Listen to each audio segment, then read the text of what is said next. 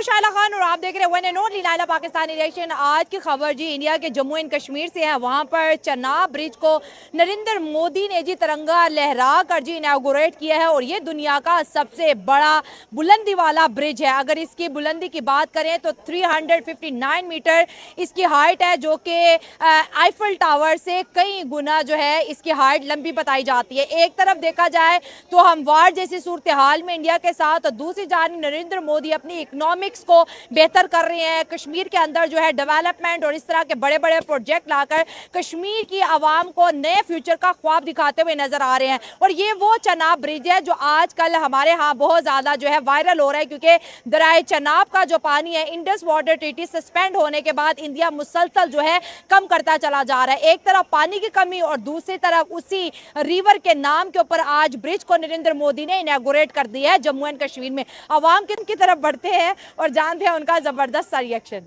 पहली तो बात ये देखनी है कि ये हम एक हमसाये के साथ क्यों आज तक 76 साल से एक ताल्लुकात अच्छे इस्टेब्लिश नहीं कर सके। सही बात है सर। ये असल हमारी प्रॉब्लम है। हमने भी इधर रहना है, उसने भी इधर रहना है जी। लेकिन हमने जो रास्ता चुना लड़ाई का वो हमने गलत चुना। हमारे यहाँ पे एजुकेशन का लेवल उनसे कंपेयर कर लें। जंग तो असल यही है कि आपका मुल्क की एजुकेशन का लेवल क्या है, उनका क्या है।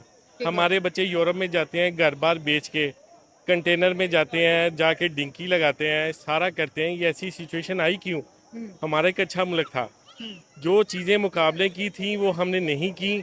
जो मुकाबले की नहीं थी हमने दुनिया को एक स्पेस प्रोवाइड की कि हमारा इलाका आके अपने वेपन टेस्ट किए जाएं। इससे ज़्यादा हमारी ना जंग की कोई हैसियत है ना किसी मामले की ऐसी कोई हैसियत है। हाँ। दुनिया में हमने कभी आपस में बात करने की कोशिश ही नहीं की। जो बच्चा पैदा होता है उसको सबसे पहले बताया जाता है कि हमारे सराउंडिंग के सारे ममालिक हमारे दुश्मन हैं। अफगानिस्तान से लेके, इंडिया से लेके, ईरान से लेके सारे। अच्छा। ये हम बच्चों को गलत स्टार्टिंग करते हैं। हमारी सबसे पहले कमी जो है वो कम्युनिकेशन की है। अच्छा। मोदी आज है कल नहीं है। सही बात। हम तो इधर ही हैं, वो भी इधर ही है। हमने मुल्क तो इधर ही है ना? मुल्क इधर है। हाँ। हमारे लोग इधर, ये एक ही मुल्क था 1947 से। मैं 1947 के बाद 73 से पहले पैदा हुआ। अच्छा। मेरा वही मुल्क है, वतन है जो बांग्लादेश था। लेकिन मुझे पढ़ाया गया कि बांग्लादेश हमारे मुल्क से अलहदा हो गया। लेकिन मैं तो उस मुल्क में पैदा हुआ जिसमें बांग्लादेश और पाकिस्तान दोनों थे। तो ये चीज़ें हमारा जोग्राफिया भी में ख़राब बताया जाता है। और जो असल टारगेट है, अगर हम दुनिया में सारे मुल्कों के पास एटॉमिक वेपन नहीं है लेकिन वो सर्वाइवल की उस तरह की जंग नहीं लड़ते जिस तरह की हम लड़ रहे हैं, ये एक बड़ी ज्यादा प्रॉब्लम है। मतलब एक मुल्क एटमी पावर है लेकिन अपनी सर्वाइवल की जंग लड़ रहा है। देखिए, एटमी पावर होने का मतलब ये है कि आप ये कैसे सोचते हैं कि आप एटम बम चलाएंगे। क्या आपने हिरोशिमा नागासाकी का नहीं देखा? लाखों डिग्री टेम्परेचर बढ़ता है, लोग लाखों की तादाद में मरते हैं। हम इतनी बेहिस लोग हैं कि हमें पता ही, हम इसके मतलब ही नहीं समझ सकते कि एटम बम का मतलब क्या है। हमने इससे पीछे जो ग्राउंड्स आनी है, जहाँ पे हमने निगोशिएशन करनी है अपने हमसाये से, चीज़ें तय करनी है, वो हमने कभी अपने आप को तैयार किया ही नहीं।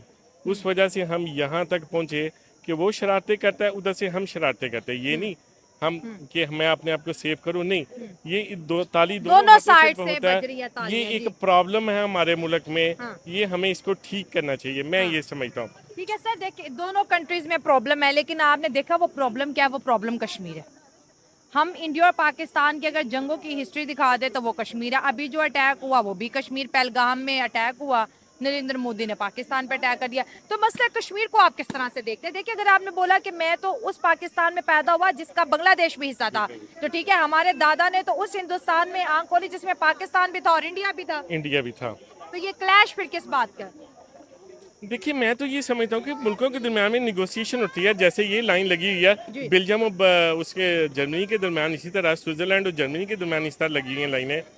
हम ये चीज़ क्यों जेन में बनाते हैं कि हमने हर चीज़ लड़के ही काम करना है। दुनिया में बड़े बड़े मुल्क सॉल्व हुए, हर चीज़ सॉल्व हुई है। अमेरिका ने मेक्सिको के करीब जो मामला किया है उसने अपना नाम भी दिया। क्या लड़ाई हुई कि नहीं? कुछ भी नहीं मामला हुआ। हमें थोड़ा सा हमारे बच्चों को बताना चाहिए कि आपने निगोशिएशन से एक दूसरे से मिलजुल के मामले को सॉल्व करना है अपने लिए, बजाय इसके कि कताल से हमारे बंदे भी मर रहे हैं, उनके बंदे भी मर रहे हैं। 76 साल हो गए हैं, कश्मीरी मर रहे हैं, मामला सॉल्व नहीं हो रहा। कहीं पे तो गलती है जो किसी भी एंड पे है। मैं तो ये समझता हूँ। मतलब आप कह रहे हैं कि इंडिया और पाकिस्तान को वॉर की तरफ नहीं जाना चाहिए, निगोशिएशन की तरफ जाना है, जो कि बेस्ट मैं सॉल्यूशन है। कतन वॉर के खिलाफ हूँ, बिल्कुल वॉर के खिलाफ हूँ। कि वॉर के बजाय ये वॉर तो आखिरी स्टेप होता है। हाँ। ये इससे पहले की जो स्टेप है वो हमने कभी यूज़ किए नहीं। हमारा बच्चा कह रहा है कि हम सबसे पहले एटम बम फेंकेंगे। ये हम अपने बच्चे के लिए बड़ी गलत तरबियत कर रहे हैं। उसने पढ़ना है, उसने बड़ा होना है और ऐसी इकोनॉमी मुल्क को बनानी है जो इतनी स्ट्रांग हो जाए कि अगले हमारी स्ट्रांग इकोनॉमी को देख के आपके आराम से बड़े बात करें। खूबसूरत अल्फाज है कि इंडिया के साथ मुकाबला करो तो एजुकेशन में करो, वहाँ की मैन्युफैक्चरिंग, में हाँ करें, हाँ, हेल्थ में करें, इंफ्रास्ट्रक्चर में करें। हमारे इन्वेस्टमेंट सिर्फ में। लाहौर से आप 60 किलोमीटर बाइक चले जाएं, आपको पता चलता है कि पाकिस्तान ये है ही नहीं जहाँ पे है। तो ये इतना डिफरेंस है, अमीर और गरीब का इतना डिफरेंस है यहाँ पे, ये हमें कम करना चाहिए। जब आप ये कम कर लेंगे, आप सारी दुनिया की सारी जंगें जीत जाते हैं। नेगोशिएशन की बात करें, नरेंद्र मोदी और पीएम शहबाज शरीफ ने ये बड़ी दफ़ा बोला है हम नेगोशिएशन के लिए तैयार हैं, लेकिन इंडिया की जानिब से कहते हैं अगर हम नेगोशिएशन पाकिस्तान के साथ करेंगे तो टेररिज्म के ऊपर करेंगे, कश्मीर के मैं ऊपर ओपनली करेंगे। बात करता हूँ, नरेंद्र मोदी इंडिया का तालिबान है। अच्छा।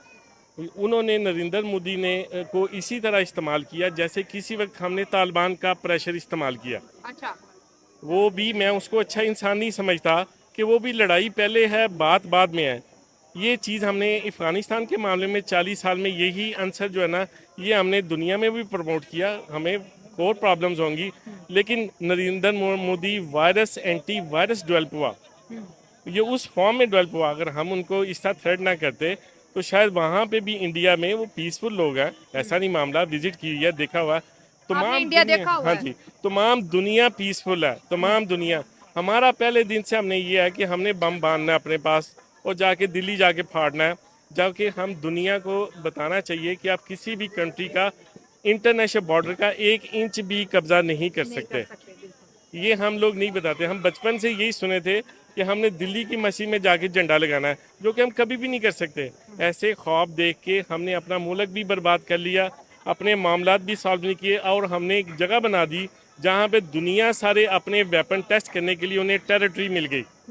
ये हमारे लिए सबसे बड़ी जंग की हार है। ठीक है सर, अब ये तो आपने बड़ी अच्छी बातें की हैं, लेकिन सर सोल्यूशन क्या है इंडिया और पाकिस्तान के बीच? किस तरह से दोस्ती को बढ़ाया जाए, किस तरह से अच्छे ताल्लुकात देखिए को मेरी बात प्रमोट सुने, किया जाए? 40 ईयर्स हो गए हमने एक दफ़ा अफ़गानिस्तान की नस्ल को चार्ज किया अमेरिका के ख़िलाफ़। आज चौथी नस्ल है उनको, हम उसको डिस्चार्ज नहीं कर सके। जी। सेम हरकत हमने पाकिस्तान में पिछले की। हमने सारी कौम को इस तरह चार्ज कर दिया कि वो वेपन चल रहे हैं, वो मोटरसाइकिल पे ड्रोन उनका लेके जा रहे हैं, हम इसको खुशी से देख रहे हैं। एक्चुअल ये खुशी की बात नहीं, ये लम्हा फिक्री है कि हमने अपनी लोगों के दरमियान जान की सेफ्टी का तसव्वुर पैदा किया ही नहीं कि इंसानी जान की भी कोई हुर्मत अल्लाह ताला ने बनाई है। जिन लोगों ने काम करना, अब हमने देखी जो सैटेलाइट है, 5th डायमेंशन इसको कहते हैं, इंक्लूडिंग सैटेलाइट और सबमरीन का इंटर कोऑर्डिनेशन ऐसा था जिससे हमने ये जंग लड़ी। इसमें आम आदमी का रोल ही कोई नहीं है।